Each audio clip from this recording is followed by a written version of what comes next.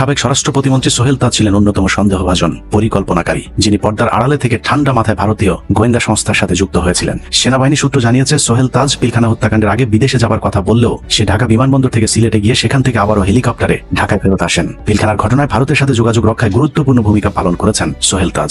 আমরা কি আসলে বিশ্বাস করতে চাই যে বিডিআর শুধু বিডিআরই ঘটিয়েছে? আমি বিশ্বাস করি না। সমগ্র বাংলাদেশের আর্মিদের চৌকস অফিসারদেরকে বিডিআর বেছে বেছে কেন এই ঘটনার আগে সংযুক্ত করা হলো? যতগুলো দেশপ্রেমিক সৈনিক আছে তাদেরকে পরিকল্পিত হত্যা করা হলো, আর্মির ক্ষমতাকেও প্রয়োগ করতে দেওয়া হয়নি। ডক্টর মোহাম্মদ ইউনূস স্যার একটা স্বপ্ন দেখছিলেন অনেক আগে। এই স্বপ্নটা ওনার পূরণ হইতে যাচ্ছে, হইতে যাচ্ছে। তবে গণতন্ত্র যে দিল্লি কা লাড্ডু, এটা আমাদের মাথায় রাখতে হবে। এটা আমাদের মাথায় রাখতে হবে। গণতন্ত্র দিল্লি কা লাড্ডু। গত 53 বছর এই লাড্ডু আমরা অনেকবার খাইছি, আরেকবার খাইতে চাই এই লাড্ডু। গতকাল সারা দেশ থেকে আসা বিএনপির বিভিন্ন পর্যায়ের প্রতিনিধিদের নিয়ে একটা বর্ধিত সভা হয়েছে দিনব্যাপী। সেখানে বক্তৃতা করেছেন বেগম খালেদা জিয়া, জনাব তারেক রহমান, আরও সবাই টপ লিডার সবাই কথা বলেছেন। কিন্তু এই দুজন নীতি নির্ধারকের, সর্বোচ্চ নীতি নির্ধারকের বক্তৃতা, বিশেষ করে জনাব তারেক রহমানের বক্তৃতা থেকে আমরা সরকারের সাথে আগামী দিনে বিএনপির কিছুটা মতপার্থক্য বা সেটা এক ধরনের সংঘাত সৃষ্টি হতে পারে বলে এক ধরনের আভাস পাচ্ছি আমরা। বিডিআরের হত্যাকাণ্ড বিডিআররাই করেছে এমন একটা কথা বলেছিল সেনা প্রধান জনাব ওয়াকারুজ্জামান, এবং এ নিয়ে আর কোনো কথা হবে না। কথাটি বলার পরে কিন্তু চাঞ্চল্যের সৃষ্টি হয় এবং এ নিয়ে কিন্তু অনেক আলোচনার সমালোচনার জন্ম নেয়। আবার অন্যদিকে বিডিআর হত্যাকাণ্ডের বিষয়টি নিয়ে একের পর এক গণমাধ্যমের সংবাদ প্রকাশ করে যাচ্ছে সাংবাদিক ইলিয়াস হুসাইন। ইতিমধ্যেই বাংলাদেশের সর্বপ্রথম প্রধানমন্ত্রী তাজউদ্দিনের ছেলে সোহেল তাজকে উদ্দেশ্য করে সাংবাদিক ইলিয়াস একটা ভিডিও প্রকাশ করেছে। অর্থাৎ বিডিআর হত্যাকাণ্ডের বিষয়টি নিয়ে ভিডিও প্রকাশ করলে সেখানে সোহেল তাজ জড়িত আছে বলে তিনি কিন্তু অভিযোগ করেছে। এদিকে সোহেল তাজ অভিযোগ করতেছে আমি জড়িত নেই, টক্কর চলছে। দর্শক শ্রোতা, তাছাড়াও রয়েছে আজকের এই ভিডিওতে খুবই গুরুত্বপূর্ণ কয়েকটা ভিডিও, যেগুলো নিয়ে আপনাদের সম্মুখে হাজির হয়েছি। সেই ভিডিওগুলোর অংশ বিশেষ হয়তো আপনারা ভিডিও শুরুতেই দেখেছেন, তো বুঝতেই পেরেছেন ভিডিওটি কতটুকু গুরুত্বপূর্ণ হতে চলেছে। তো আমি কথা বলার আমরা সরাসরি মূল নিউজে চলে যাব। তো যাবার আগে সবাইকে বলবো যে এখন পর্যন্ত আমাদের চ্যানেলে সাবস্ক্রাইব করেন, প্রতিনিয়ত এই ধরনের সকল প্রকার আপডেট পেতে আমাদের চ্যানেলটি সাবস্ক্রাইব করুন। চলুন একটা লাইক দিয়ে বিস্তারিত সবগুলো ভিডিওর আলোচনাগুলো শুনে আসি। আমরা কি আসলে বিশ্বাস করতে চাই যে বিডিআর শুধু বিডিআরই ঘটিয়েছে? আমি বিশ্বাস করি না। সমগ্র বাংলাদেশের আর্মিদের চৌকস অফিসারদেরকে বিডিআর বেছে বেছে কেন এই ঘটনার আগে সংযুক্ত করা হলো? যতগুলো দেশপ্রেমিক সৈনিক আছে তাদেরকে পরিকল্পিত হত্যা করা হলো, আর্মির ক্ষমতাকেও প্রয়োগ করতে দেওয়া হয়নি। এবং আওয়ামী লীগের প্রধানমন্ত্রী থেকে শুরু করে দায়িত্বশীল মন্ত্রীবর্গ এবং রাজনৈতিক নেতারা, অ্যাডভোকেট সারা খাতুন, মির্জা আজম, নানক, তাপস সাহেব, এই সকল লোকজন কিন্তু সরাসরি ইনভলভ ছিল। আমাদের দীর্ঘ 17টি বছরের লড়াই, জনগণের ক্ষমতা জনগণকে ফিরে দিতে হবে। আমরা কিন্তু দাবি থেকে এক তুলে নড়িনি। আমাদেরকে নানাভাবে প্রলুব্ধ করা হয়েছে, ভয় দেওয়া হয়েছে, নির্যাতন করা হয়েছে, কারাগারে রাখা হয়েছে, গুম করা হয়েছে, কিন্তু আমরা আমাদের দাবির থেকে এক তুলে নড়িনি। দেশনেত্রী বেগম খালেদা জিয়া যে বার্ধক্যজনিত অবস্থা, অসুস্থ অবস্থা থেকেও তিনি যেভাবে লোহমানবীর মতো লড়ে গেছেন, এটা বিশ্বের ইতিহাসে বিরল। আপনারা দেখেছেন আমাদের নেতা তারেক রহমান, তিনিও কি যে পরিমাণ অত্যাচার করেছে। আমরা দীর্ঘ 1 মাস পিজি হাসপাতালে ওনাকে দেখেছি, পাহারা দিয়েছি, যাতে অন্য কোনো ভাবে উনি ওনাকে ধ্বংস করে না ফেলা হয়। এখানে পলাশ ভাই যে কথাগুলো বলেছেন, অনেকগুলো কথা বলেছেন, উনি আশাবাদী, আমরাও আশাবাদী। এই যে আপনি ইন্টারিম গভর্নমেন্ট নিয়েও কথা বলেছেন, আমরা বলতে চাই যে এই আন্দোলনটা দীর্ঘ 17 বছরের একটা আন্দোলন। যতক্ষণ পর্যন্ত সাধারণ জনগণ ঐক্যবদ্ধ না হয়, একত্রিত না হয়, ততক্ষণ কিন্তু গণ অভ্যুত্থান হয় না। আপনারা 90 দেখেছেন, 69-এর গণ অভ্যুত্থান দেখেছেন, 71-এর মুক্তিযুদ্ধ দেখেছেন, এবং আপনারা এই 2024-এর জুলাই আন্দোলনটাও দেখলেন। আমরা কি চেয়েছি যে একটা রাজনৈতিক দলে বৃহৎ সংগঠন বিএনপি, দেশের সর্বাপেক্ষা জনপ্রিয় সংগঠন বিএনপি, এটা আপনারা স্বীকার করেন বা না করেন, বড় দলে অনেক ধরনের অনেক ব্যর্থতা থাকতে পারে। এখানে হাইব্রিডের কথা এসেছে। হ্যাঁ, বিষয়টা হচ্ছে কি, আপনি দেখবেন যে অ্যাক্টিভিস্ট যারা, পলিটিক্যাল ডিরেক্ট যারা নেতৃত্বে আছে, দীর্ঘ 17টি বছর যাদেরকে আমরা বিএনপি পরিবারে জন্ম, বিএনপি রাজনীতির সাথে যুক্ত ছিল, নিতান্তই মানে ফিউ পার্সেন্ট বলবো, যারা রাজপথে মানে সক্রিয়ভাবে অংশগ্রহণ করার সাহস রেখেছে। কেউ জীবন দিয়েছে, কেউ ইজ্জত দিয়েছে, কেউ সম্ভ্রম দিয়েছে, কেউ বা তাদের মর্যাদা হারিয়েছে। এই 17টি বছরে দেশের প্রত্যেকটি নাগরিক প্রত্যক্ষ এবং পরোক্ষভাবে তারা ক্ষতিগ্রস্ত, আওয়ামী লীগ এবং জামায়াত বা আওয়ামী লীগের জোটের লোকজন ব্যতীত। আমরা বলতে চাই যে বিএনপি কোনোদিনও কোনো রাষ্ট্র দ্বারা নিয়ন্ত্রিত ছিল না। যদি কোনো রাষ্ট্র দ্বারা নিয়ন্ত্রিত হতো, তাহলে শহীদ প্রেসিডেন্ট জিয়াউর রহমানকে এভাবে হয়তো জীবন দিতে হতো না, আমি বিশ্বাস করি। অনেক কথা তো আবার কাগজে কলমে এভিডেন্স দেওয়া সম্ভব না, অনেক কিছু করা যায়, অনেক কিছু বিশ্বাস করা যায়, অনেক অনেক এটা হাইপোথেটিক্যাল কথাবার্তা। কিন্তু বিষয়টা হচ্ছে যে জাতীয়তাবাদী দল হচ্ছে এদেশকে নিয়ে রাজনীতি করে। হ্যাঁ, ওই আমার নেত্রী বলেছেন, আপনারা জানেন যে আমাদের কোনো প্রবলেম নেই, আমরা বন্ধুত্বে বিশ্বাসী। আপনারা যদি মনমোহন সিং থেকে, আপনারা যদি প্রণব বাবু থেকে শুরু করে সবগুলো ঘটনা খেয়াল করে থাকেন, আমরা আমাদের কর্মসূচি প্রত্যাহার করেছিলাম না। ভারত পার্শ্ববর্তী দেশ, তাদেরকে আমরা বন্ধু প্রতিম হিসেবে দেখতে চাই। ভারত দ্বারা নিয়ন্ত্রিত দল বিএনপি কোনোদিনও হবে না। বিএনপি নিয়ন্ত্রিত হবে এই দেশের গণমানুষ কি চায় সেটা নিয়ে বিএনপি নিয়ন্ত্রিত হতে পারে। এই দেশের জনগণের চাওয়া পাওয়ার পরে বিএনপি নিয়ন্ত্রিত হতে পারে। এরপরে আরেকটা বিষয় এসেছে, বিডিআর মিউটিনির কথা এসেছে। আপনারা জানেন যে আওয়ামী লীগ ক্ষমতা আসার পরে 1-1.5 মাসের মধ্যে এই ঘটনাটা ঘটে গেল। 1.5 মাস সম্ভবত, যদি আমি ভুল না করি। আমার মনে আছে যে আমরা 25-26 ফেব্রুয়ারিতে আমার এই 24টা ঘন্টার মানে 48 ঘন্টার মধ্যে যদি একটু ঘুমাই বা বাথরুমে যাই বা অন্যান্য খাওয়ার নিদ্রার ব্যতীত, আমার মনে হয় 48 ঘন্টা 24টা ঘন্টা টেলিভিশনের সামনে ছিলাম। আমি ঢাকাতেই ছিলাম। একবার আমি ঢাকা কলেজের ওই বলতে পারেন যে ওই সায়েন্স ল্যাবের মোড়টা বন্ধ গিয়েছিলাম, কিন্তু এরপরে এগোতে সাহস পাইনি। আপনাদের মাধ্যমে আমি দেশবাসীকে জিজ্ঞাসা করতে চাই, তাদেরও একই প্রশ্ন, যে সমগ্র বাংলাদেশের আর্মিদের চৌকস অফিসারদেরকে বিডিআর বেছে বেছে কেন এই ঘটনার আগে সংযুক্ত করা হলো? এটা বোধহয় আপনার খেয়াল আছে যে বাংলাদেশে যত আর্মির চৌকস অফিসার ছিল তাদেরকে এই পিলখানা ট্র্যাজেডির বা মিউটিনির ঘটনায় আর্মির চৌকস অফিসারদেরকে এটা তাদেরকে ওখানে সংযুক্ত করলো। বিডিআর অফিসার যেহেতু আর্মি, এবং যতগুলো দেশপ্রেমিক সৈনিক আছে তাদেরকে পরিকল্পিত হত্যা করা হলো। এবং আর্মির যে ইয়ে, তাদের ছিল, ক্ষমতা ছিল, আর্মির ক্ষমতাকেও প্রয়োগ করতে দেওয়া হয়নি। এবং আওয়ামী লীগের প্রধানমন্ত্রী থেকে শুরু করে দায়িত্বশীল মন্ত্রীবর্গ এবং রাজনৈতিক নেতারা, তাপস সহ, অ্যাডভোকেট সারা খাতুন, মির্জা আজম, নানক, তাপস সাহেব, এই সকল লোকজন কিন্তু সরাসরি ইনভলভ ছিল। এবং শেখ হাসিনা আপনার ডিএডি তহিদ সাহেবকে নিয়ে গণভবনে দাওয়াত করে 5 তারা হোটেলে খাবার নিয়ে খাইয়েছেন। তো ব্যাপারটা হচ্ছে, আমরা কি আসলে বিশ্বাস করতে চাই যে বিডিআর মিউটিনি শুধু বিডিআরই ঘটিয়েছে? আমি বিশ্বাস করি না। বিডিআরদেরকে চাল ডালের যে বিষয়টা ছিল, চাউল ডালের বিষয়টাকে আমি মনে করি যে তাদেরকে বিভিন্নভাবে তৈরি করা হয়েছে, একটা বলয় তৈরি করা হয়েছে, একটা ক্ষোভ তৈরি করা হয়েছে দীর্ঘদিন যাবত। এই যাবৎকাল যারা শহীদ হয়েছেন, যে আর্মি অফিসাররা, তাদের পরিবারদের যে ভাষা আমি শুনেছি, তাদের ভাষ্য শুনেছি, তাদের আহাজারি শুনেছি, তারাও বিশ্বাস করতে চায় না যে বিডিআর এর সকল লোকজন আর্মি অফিসারদেরকে এইভাবে হত্যা করতে পারে। তারা বারবার আমি শুনেছি তাদের কথা। না, সে সম্পর্কে আমরা জেনেছি। এখন আমি যদি একটু আপনাকে শর্টকাট করতে বলি যে বিএনপির এই নির্বাচন চাওয়ার প্রেক্ষিতে সংস্কারের অবস্থাটা কি হবে, এখানে আপনি মনে করেন কিনা যে সংস্কার যে মানুষের পার্ট বাই পার্ট কথা আসতে চাচ্ছি, যেহেতু 3টে পার্ট নিয়ে পলাশ কথা বলেছে, তো আমাকে তো 2টা পার্ট নিয়ে কথা বলতে হবে। পার্ট বাই পার্ট বলতে গেলে আমি সংস্কার প্রশ্নে আসি। আসলে সত্যি বলতে কি, যে আপনি দেখেন যে আইনের শাসন প্রতিষ্ঠা কত % হয়েছে আর কত % হয়নি। হ্যাঁ, নীতিতে আমরা বলতে পারি এই দেশের এখনো একটা অবস্থান চায় যে দেশটা অস্থিতিশীল থাকুক, এটা চায়, এবং তাদের ঘোষণা দিয়েছে তারা। বিষয়টা হচ্ছে আমরা এ কথা তো স্বীকার করতে বাধ্য। আমরা রাজনৈতিক দল, আমরা ক্ষমতার বাইরে আছি। গতকাল সারা দেশ থেকে আসা বিএনপির বিভিন্ন পর্যায়ে প্রতিনিধিদের নিয়ে একটা বর্ধিত সভা হয়েছে দিনব্যাপী। সেখানে বক্তৃতা করেছেন বেগম খালেদা জিয়া, জনাব তারেক রহমান, আরও সবাই, টপ লিডার্স সবাই কথা বলেছেন। কিন্তু এই দুজন নীতি নির্ধারকের, সর্বোচ্চ নীতি নির্ধারকের বক্তৃতা, বিশেষ করে জনাব তারেক রহমানের বক্তৃতা থেকে আমরা সরকারের সাথে আগামী দিনে বিএনপির কিছুটা মতপার্থক্য বা সেটা এক ধরনের সংঘাত সৃষ্টি হতে পারে বলে এক ধরনের আভাস পাচ্ছি আমরা। সেটা কেন, কিভাবে, সেটা আমরা জানতে চাইবো, সেটা বুঝতে চাইবো, এভাবে বলবো তাদের বক্তব্য থেকে। জনাব তারেক রহমানের বক্তব্যটাই বেশি গুরুত্বপূর্ণ, কারণ এই মুহূর্তে তিনি আসলে দলের প্রধান নীতি নির্ধারক। বেগম খালেদা জিয়ার একটা বক্তৃতা, আসলে রেকর্ডেড বক্তৃতা প্রচার করা হয়েছে, আমি মিডিয়া যেটা দেখলাম, পত্রিকায়। তিনি অসুস্থ এবং যেহেতু চিকিৎসাধীন আছেন, তাই তার বক্তৃতাটা, কথা ছিল উনি কানেক্টেড থাকবেন, কিন্তু হয়নি। তার বক্তৃতার মধ্যেও কিছু গুরুত্বপূর্ণ কথা আছে। সেটা হলো এখনো চক্রান্ত আছে এবং এই চক্রান্তকে কাটিয়ে ওঠার জন্য সবাইকে ঐক্যবদ্ধ হয়ে কাজ করতে হবে, সেটা বলছেন। তারপরে এই জায়গাটা একটু পরিদলীয় নেতাকর্মীদের উদ্দেশ্যে বলেন, দেশ আজ এক সংকটময় সময় অতিক্রম করছে। আপনাদের ছাত্রদের সমন্বিত আন্দোলনের ফলে ফ্যাসিস্ট ছাত্র শক্তিরা বিদায় নিয়েছে, একটা অন্তর্বর্তী সরকার গঠিত হয়েছে।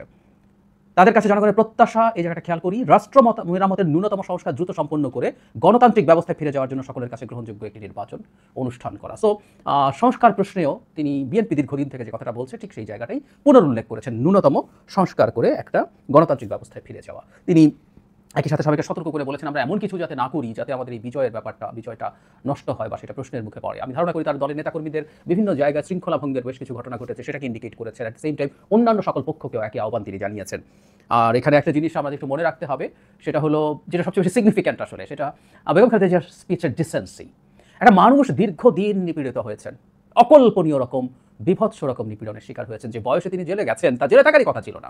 একজন নারী যার বয়স অনেক, যিনি অসুস্থ, যিনি দেশের প্রধানমন্ত্রী ছিলেন, তার জামিন পাওয়ার সব রকম রাইট থাকার পরও তিনি জামিন পাননি। এমনকি তার জামিন ঠেকানোর জন্য আপিল বিভাগেও দফায় দফায় সরকার তখন গিয়েছিল, আমাদের মনে আছে। সেই মানুষটা এমনকি জেলে থেকে উনি সঠিক চিকিৎসা পাননি। ওনার নানাবিধ অসুখের মধ্যে লিভারের অত্যন্ত কঠিন একটা অসুখ, ওনার লিভার সিরোসিস আছে, যেটার জন্য এখন তিনি ট্রিটমেন্টে গেছেন। এত পরিমাণ অত্যাচার নিপীড়নের পরও তিনি একটা পাল্টা তোপ দাগেননি আওয়ামী লীগের দিকে। মানে তার ব্যক্তিগত মূল্য মানে অনেক কিছুই আছে।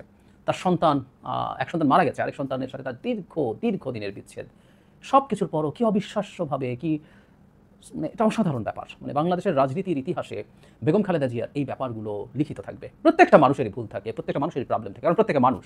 বেগম খালেদা জিয়ার নেতৃত্ব, তার দেশ চালানোর প্রচুর সমালোচনা আমরা করতে পারবো, বিভিন্ন ক্ষেত্রে করতে পারবো, পারি, আমি আপনার যে কেউ পারি। কিন্তু রাজনীতিতে কতগুলো মাইল ফলক। অনেক আগে একবার বলেছিলাম যে এই মুভমেন্টের যে শেখ হাসিনার বিরুদ্ধে আমাদের লড়াইটা এই পর্যায়ে থাকলো, তার পেছনে শেখ খালেদা জিয়ার বিরাট আত্মত্যাগ আছে। আমি আলাদাভাবে ভিডিও করেছিলাম, যিনি তার জীবনের ঝুঁকি নিয়ে দেশ ছেড়ে যাননি, কোনো রকম কোনো সমঝোতায় শেখ হাসিনার সাথে আসেননি। আর এই বক্তৃতাটা আমি অনেক সবাইকে অনুরোধ করবো শোনার জন্য, এবং চিন্তা করুন একটু যে শেখ হাসিনা হলে এখানে কি করতেন। একজন বর্বর মানুষ, একজন বর্বর শেখ হাসিনার এই জায়গায় কি করতেন, জাস্ট কল্পনা করলেই এই দুটো পোলের মধ্যে, দুটো মেরুর মধ্যে দুজনের অবস্থান। আমাদের ভবিষ্যৎ রাজনীতি থেকে প্রত্যেকটা মানুষের যে সৌন্দর্য আছে, যা যা গ্রহণীয় আছে, সেগুলো আমাদের গ্রহণ করতে হবে। সোনিয়া এরকম একটা নজির আজকে, মানে এটা আগে রেকর্ড করা, কিন্তু তিনি স্থাপন করেছেন। তারেক রহমানের বক্তৃতায় আসি, আসলে এটা দিয়ে আমরা বিএনপির সর্বোচ্চ নীতি নির্ধারকের চিন্তাটা বুঝতে পারবো। তিনি এবার মোটামুটি সরকারকে একটু চাপে রাখার সিদ্ধান্ত নিয়েছেন, চাপ দিচ্ছেন এভাবে বলা উচিত হবে। আমি পড়ি, বিভিন্ন সময় জাতীয় নির্বাচন নিয়ে প্রধান উপদেষ্টার বক্তব্য জনমনে ইতিবাচক ধারণা সৃষ্টি করলেও এ নিয়ে কোনো উপদেষ্টার বিভ্রান্তিমূলক বক্তব্য, মন্তব্য স্বাধীনতাপ্রিয় গণতন্ত্রকামী জনগণের জন্য হতাশার কারণ হয়ে উঠছে। অন্তর্বর্তীকালীন সরকারের প্রতি বিএনপি সহ গণতন্ত্রের পক্ষের সকল রাজনৈতিক দলের নিঃশর্ত সমর্থন থাকলেও সরকার এখনও নিজেদের কর্মপরিকল্পনা, অগ্রাধিকার নির্ধারণ করতে পারছে না। খুব ক্লিয়ারলি বলছেন, এবং সত্যিকার অর্থেই কিছু কিছু উপদেষ্টার বক্তব্য আছে যেগুলো বিভ্রান্তিকর, আনডাউটেডলি। তবে একই সাথে তিনি রেকগনাইজ করেছেন, এটা আসলে ঠিক, আমাদের প্রধান উপদেষ্টা তার বক্তব্যের ক্ষেত্রে একেবারে কনসিস্টেন্ট আছেন from the very first day. যেখানে দেশের বাইরে তার সাথে কেউ দেখা করতে আসলো, এই কয়েকদিন আগেই কয়েকজন বিদেশি তার সাথে দেখা করতে এসেছে, তাদের সাথেও তিনি ঠিক একই কথাই বলেছেন যে ডিসেম্বরের মধ্যে তারা নির্বাচন করছেন। কিন্তু আসলে তার এই বলাটাই যথেষ্ট না, কারণ তারই ক্যাবিনেটের যদি কোনো সদস্য সরকারের অংশ, তারা যখন ভিন্ন কোনো কথা বলে সেটা কনফিউশন তৈরি করতে পারে, এবং জনাব তারেক রহমান সেটাই একটা সতর্ক বার্তা দিলেন। যেটা নিয়ে বলেছি যে মূল চ্যালেঞ্জ যেটা, সেটা নিয়ে একটু পরে আসছি, সেই জায়গায় আসবো। তিনি তারপর যেটা করেছেন যে তার যে প্রতিশ্রুতি আছে সেগুলোর কথা বলেছেন, ক্ষমতায় আসলে তিনি কী করবেন, তার দল কী করবেন, সেগুলো করবেন, বিচার করবেন, মানুষকে সব রকম সুযোগ সুবিধা দেবেন। তারপরে তিনি মানে বারবার নির্বাচনের প্রসঙ্গে কথা বলেছেন, যাতে নির্বাচনটা ঠিকঠাক মতো হয় সেটার কথা বলেছেন। এখানে আরেকটা সিগনিফিক্যান্ট জিনিস আছে, যেটা আমি আগেও তাকে দেখেছি, মাঝখানে কিছুদিন আমি অন্তত সম্ভব মিস করে থাকতে পারি, ওনার কোনো বক্তব্যে থাকতেও পারে, কিন্তু এর আগে উনি একাধিকবার একটা কথা বলেছেন, যেটা আমি সবসময় উল্লেখ করেছি, সেটা হচ্ছে সংস্কার নিয়ে। যেহেতু বাংলাদেশে এখন একটা সংস্কার খুব গুরুত্বপূর্ণ আলোচনার এজেন্ডা, সরকারও সেই ব্যাপারে কাজ করছেন। সরকারের সংস্কার কমিশন হয়েছে, এবং মূল 6টা সংস্কার কমিশনের রিপোর্টের পর এখন ঐক্যমত্য কমিশন হয়েছে, যারা সবগুলো দলের সাথে, সব স্টেক হোল্ডার্সের সাথে বসে কতটুকু সংস্কার এখন করা হবে, কতটুকু ভবিষ্যতে করা হবে, সে আলোচনা করবেন। এবং বেগম খালেদা জিয়াও ন্যূনতম হলেও সংস্কারের কথা বলেছেন। যারা তারেক রহমানের যে বক্তব্যটা সিগনিফিক্যান্ট, এটা খুবই চমৎকার, এবং আমি এটা এই রকম একটা চিন্তা থাকা উচিত বলেই মনে করি। সেটা হচ্ছে 31 দফার প্রসঙ্গ এনে তিনি বলেছেন যে এটা একেবারে ফিক্সড কিছু না। এটা কিন্তু উনি আগেও কয়েকবার বলেছেন, অনেকদিন পর, আমি অ্যাটলিস্ট অনেকদিন পর শুনেছি, এর মাঝে উনি বলেছেন কিনা আমি নিশ্চিত নই, যে এগুলোকে সংযোজন বিয়োজন করা যাবে। এবং বলেছেন সরকারের যে সংস্কার কমিশনগুলো রিপোর্ট দিয়েছে, মূলগত জায়গায় মেজর পার্থক্য আছে এমন জায়গাও খুব বেশি নাই। সো এই রিয়ালাইজেশন ইজ ভেরি ইম্পর্টেন্ট, এবং এটা কোনো ভুল নাই। বিএনপি যখন বলে যে সংস্কার, যখন সরকার আজকে বলছে সংস্কার, আসলে বিএনপি তার বহু আগে থেকে বলছে, দ্যাট ইজ ভেরি ট্রু। তারা তাদের 27 দফা করেছিলেন, পরে গণতন্ত্র মঞ্চ সহ যুগপৎ আন্দোলনের অন্যান্য দলের সাথে মিশে 31 দফা করা হয়েছে, সেগুলো আগে থেকে বলা হয়েছে। এবং এটা মধ্যে আমার ব্যক্তিগত অপিনিয়ন, বেশ কিছু জায়গায় কিছু অস্পষ্টতা আছে।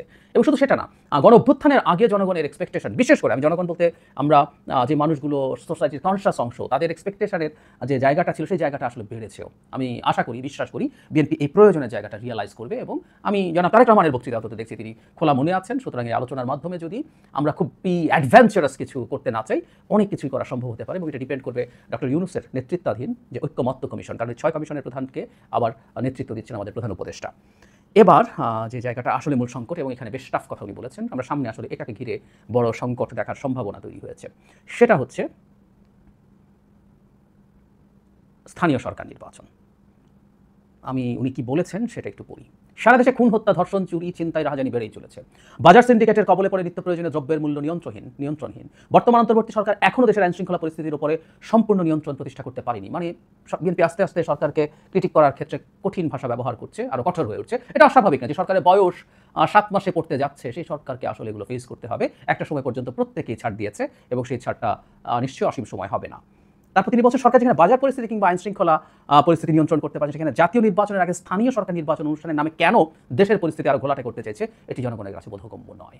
মানে দেশের সাধারণ আইন শৃঙ্খলাই ঠিক নাই, সেখানে স্থানীয় সরকার, এটা নিয়ে আমি অলরেডি বেশ কিছু টিভি চ্যানেলে কথা বলেছি, আমি এখানকার জন্য আলাদা একটা ভিডিও করবো মানে আমার টেক নিয়ে, যে স্থানীয় সরকার নির্বাচনটা হওয়া উচিত কি অনুচিত। তারপর তিনি বলছেন, গণতন্ত্রকে আমি জনগণ মনে করে স্থানীয় সরকার নির্বাচনের আগে অনুষ্ঠিত হলে তা হবে পলাতক স্বৈরাচারদের দোসরে সারা দেশের পুনর্বাসনের একটি প্রক্রিয়া, যা হবে গণঅভ্যুত্থানের আকাঙ্ক্ষা বিরোধী।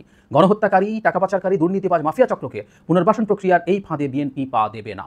খুবই টাফ কথা বলছেন, এবং এই ধরনের একটা অভিযোগ কেউ কেউ করেন, কারণ এখানে যেহেতু দলীয় প্রতীকে নির্বাচন হয় না, বহু ক্ষেত্রে তারা নেমে যেতে পারেন। এবং এর আগে আমরা দেখেছি তারা কেউ কেউ এদের পক্ষে কথা বলেছেন, যে এদের কেউ কেউ যদি ক্ষমা টমা চায় তারা নির্বাচন করতে পারবে, এবং তাদেরকে দল তৈরিতে সাহায্যের জন্য কাউন্সিলরদেরকে ঢাকা এনে জাতীয় নাগরিক কমিটি একবার মানে শেখ হাসিনার সময়কার কাউন্সিলরদেরকে এনে তাদেরকে দল তৈরি করার জন্য সাহায্য চেয়েছিল। সুতরাং এই চেষ্টা কোনো না কোনো ফর্মে হতে পারে, উনি খুব কঠোর সতর্কবার্তা দিচ্ছেন। তিনি বলছেন, সারা দেশে গণহত্যাকারীদের দোসর মাফিয়া চক্রকে পুনর্বাসনে স্থানীয় নির্বাচন অনুষ্ঠানের পরিকল্পনা থেকে সরে আসুন, অবিলম্বে অন্তর্বর্তী সরকারের আগামী দিনে সুনির্দিষ্ট কর্মপরিকল্পনার রোডম্যাপ ঘোষণা করুন। দুটো বাক্য আমি আবারও পড়ি। সারা দেশে গণহত্যাকারীদের দোসর মাফিয়া চক্রকে পুনর্বাসনে স্থানীয় নির্বাচন অনুষ্ঠানের পরিকল্পনা থেকে দূরে সরে আসুন, অবিলম্বে অন্তর্বর্তী সরকারের আগামী দিনে সুনির্দিষ্ট কর্মপরিকল্পনার রোডম্যাপ ঘোষণা করুন। সরে আসুন একটা শক্ত ধরনের আহ্বান, মানে এটা হতে পারতো যে তারা সরে আসবেন আশা করি, এভাবে বলা যেতে পারতো, বাট ইট ওয়াজ ডিরেক্ট এবং সরাসরি বলে। রাত পোহালেই নতুন দলের নাম ঘোষণা হবে। এর আগে যত নাম আসছে না, সব ভুয়া নাম। আমিও আমার আগের ভিডিওতে যে নাম বলছি, বাপ রে বাপ, ওইয়া বড় এক নাম, বাংলাদেশ গণতান্ত্রিক ছাত্র সংসদ। এটা কোনো নাম হইল না, ওই নামও নাই। নাম চেঞ্জ হবে, কালকে আমরা জানতে পারবো সকাল হইলে কি নাম। তবে নামের একটা ব্যাপার নিয়ে একটু আলাপ করতে চাই আপনাদের সঙ্গে। এই নামটা শোনা শোনা মনে হয়, কোথায় যেন শুনছি। হ্যাঁ, নাগরিক শক্তি একটা দল হওয়ার কথা ছিল বহু আগে, সর মনে নাই। ডক্টর মোহাম্মদ ইউনূস স্যার এই দলের মেইন ছিলেন। নাগরিক শক্তি ছিল না, তারপর ওই দল তার হয় নাই। কিন্তু এখন যে দলটা হইলো, এর সাথে কিন্তু নাগরিক কথাটা আছে। নাগরিক পার্টি, হ্যাঁ শোনা যাচ্ছে, নাগরিক পার্টি, নাগরিক শক্তি, নাগরিক পার্টি, অনেক মিল আছে। কিন্তু এই নাগরিক পার্টিটা থাকবে, এটুক থাকবে, এটুক বদলাবার জন্য অনেক চেষ্টা করা হয়েছে, করা যায় নাই। নাগরিক শব্দটা রাখতেই হচ্ছে, কারণ এখানে না শুধু ছাত্ররা থাকবে না, তো সব ধরনের নাগরিক থাকবে, অল সিটিজেন। এর মধ্যে আর্মি যারা আছে, রিটায়ার্ড আর্মি, ওনারাও থাকবেন, শোনা যাচ্ছে, কালকেই জানা যাবে। তবে নাহিদ ইসলাম তার জায়গাটা ঠিক রাখছে, যার জন্য সে পদত্যাগ করে আসছে। নাহিদ ইসলাম কিন্তু পদত্যাগ করছে, না বুঝা করে নাই, তার জায়গাটা কোনো বিতর্কিত না, ওই আসনটা ঠিক আছে। কিন্তু অন্য অন্য আসন নিয়ে একটু বিতর্ক আছে, বিশেষ করে প্রাইভেট বিশ্ববিদ্যালয়ের ছাত্রছাত্রীদেরকে এর সাথে বোধহয় একটু যোগ কম করছে মনে হয়। ওনারা নাই, কারণ ওনাদের কিছু কথা শুনলাম, আক্ষেপ শুনলাম, কষ্ট লাগলো। আমাদের দাবি হচ্ছে ঢাকা বিশ্ববিদ্যালয়ের সাথে সাথে সবার সাথে বসে সবাই আন্দোলনের স্টেক হোল্ডার ছিল জুলাই গণঅভ্যুত্থানে, সবাই মতামতের ভিত্তিতে তারপর তারা কমিটি গঠন করা হয়েছে। ওইটা প্রাইভেট বিশ্ববিদ্যালয় মানে না, 20টা আসন মানে না। আপনি জুলাই গণঅভ্যুত্থানে দেখেন প্রাইভেট বিশ্ববিদ্যালয় থেকে কতজন শহীদ হয়েছে, ঢাকা বিশ্ববিদ্যালয় থেকে কতজন শহীদ হয়েছে, প্রাইভেট বিশ্ববিদ্যালয়ের মেয়েদের উপর হাত তোলা হয়েছে সবার সামনে। আপনারা কমিটি ঘোষণা করছেন, এবার আমি বলি, আপনাদেরকে যখন ডিবি পুলিশ তুলে নিয়ে গিয়েছিল 5 জন সমন্বয়ককে, আমরা সারা বাংলাদেশের মানুষ সেই বুড়া লিস্টকে প্রত্যাখ্যান করেছিলাম, এবং প্রাইভেট সেখানে সর্বোপরি সর্বোত্তম তারা অবদান রেখেছে। এবং আজকে বলতে চাই, আপনারা যে এরকম সিন্ডিকেট ভিত্তিক এবং এত মানে সুন্দর করে সাজিয়ে আপনারা যে সংগঠন একটা উঠালেন, আমরা সেটাকে প্রাইভেট থেকে প্রত্যাখ্যান করছি। হ্যাঁ, ওনাদের ভূমিকা ছিল ভাই, অনেক বড় ভূমিকা ছিল, ওনারা পাশে ছিল। আর এখন যে গণনা করা হয় কে কোন দলের কতজন শহীদ হয়েছে, ভাই সারা বাংলাদেশের মায়েরই বুক খালি হয়েছে। একজন মায়ের বুক খালি হওয়া মানে সব মায়ের বুক খালি হওয়া, এটা বুঝতে হবে। এখন কার দলের কয়জন মারা গেছে এইসব ভেদাভেদ তুইলাই না ভাই, দূরত্ব সৃষ্টি করা যাবে না।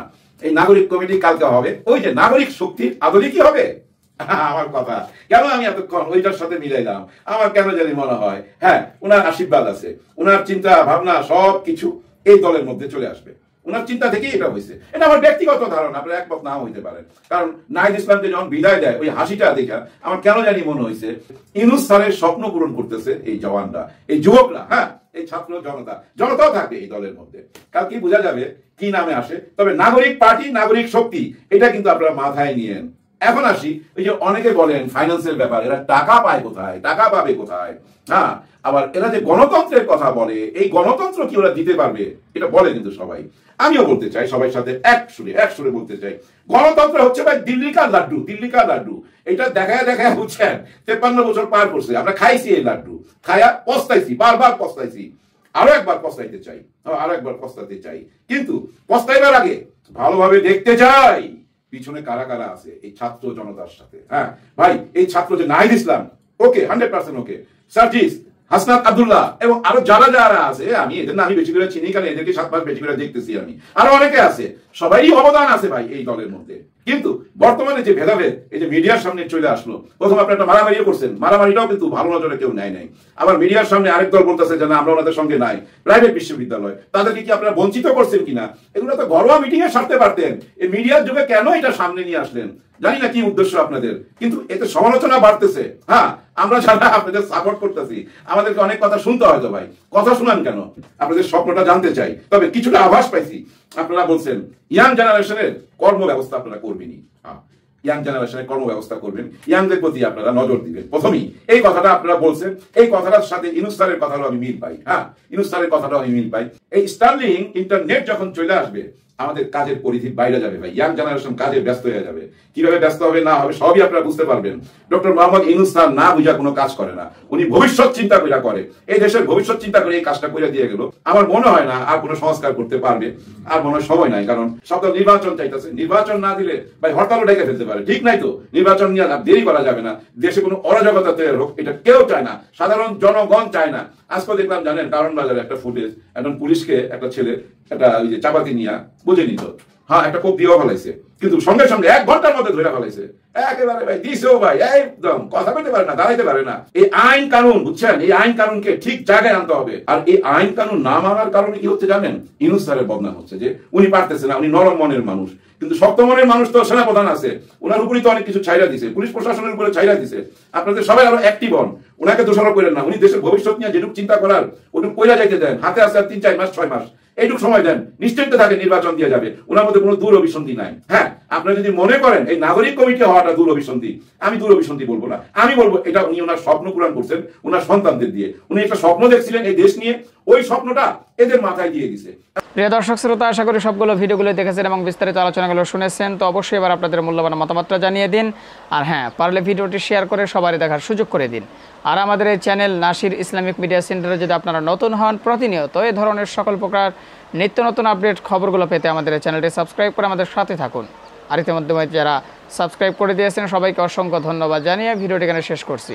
সে পর্যন্ত সবাই ভালো থাকবেন, সুস্থ থাকবেন। আল্লাহ হাফেজ।